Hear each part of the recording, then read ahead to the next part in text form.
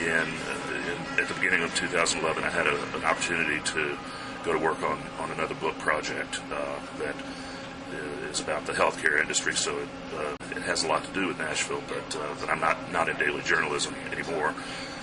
I miss it, and I hope I'll get back to it at some point. But that's the story up to now. All right. Having worked internationally some, how's Nashville compare? What do you love about Nashville in relation to other areas? Well, Nashville's my hometown. I feel very comfortable here. I feel like I know everybody who matters, or at least I'm trying to get to know everybody who matters. As a journalist, I place a lot of value. I think it's very important that you have journalists in a community who know the community well. The market doesn't actually pay a whole lot for that knowledge. I haven't gotten rich doing this, but it has been satisfying. I feel like it's a necessary thing in any community that you have some people who know it well enough to write about more than just what comes out in the press releases. The international work that I've done has spun out of the military history research that I did for my book back in '94 for the Karski biography. I have, when I was doing my international relations degree at Cambridge, I was working with a professor named Chris Andrew, who's the official historian of MI5, and took part in a seminar that he has that involves a lot of intelligence-related stuff. Basically, a seminar on the history of intelligence agencies, and so I developed an interest in that. Since I happened to arrive there in September 2001, I ended up adapting my thesis topic to something related to counterterrorism, and wrote about the police cooperation among European police agencies against the anarchist terrorists of the 1890s, which really gave birth to organizations like MI5, the first secret intelligence organizations. And in terms of journalism abroad, I have done a little reporting from Romania while I was there teaching. I did some string for the Times there. Done some from Poland. I didn't do very much.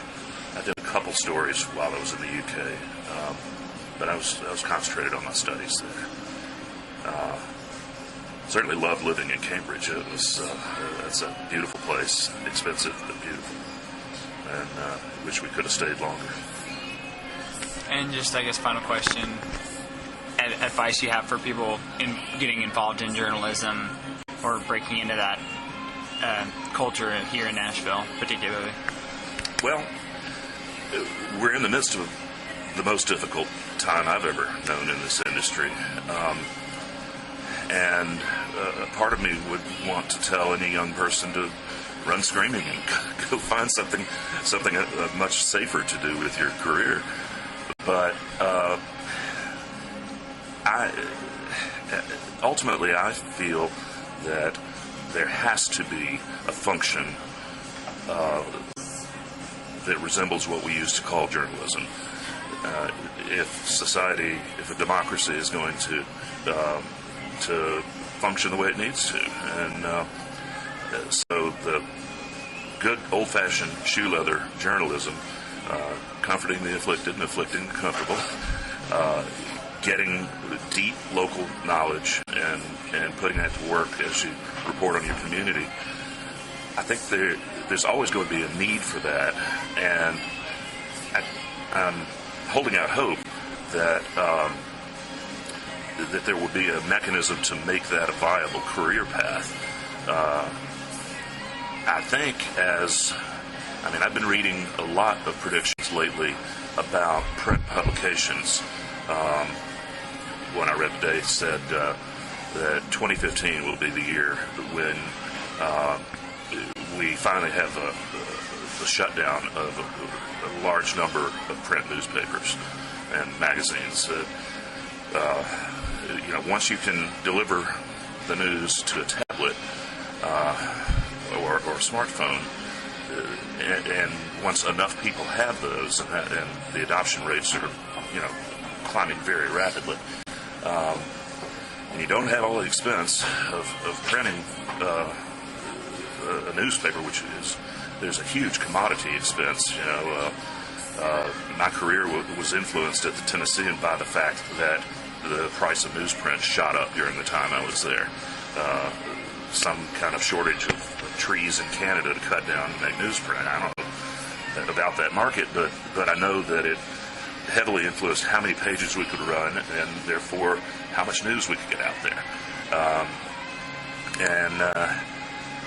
So when you get print out of the equation, the industry may, I hope it will, normalize, and media companies will be able to spend enough on content to attract people who are capable of giving them good content. So a younger person going into this business right now, there will be jobs right now because they don't have to pay you very much. The question becomes, will it be a career path you can hold down as you get older and have a family to support and all that? And I'm guardedly hopeful that in the post-print world, that'll be possible.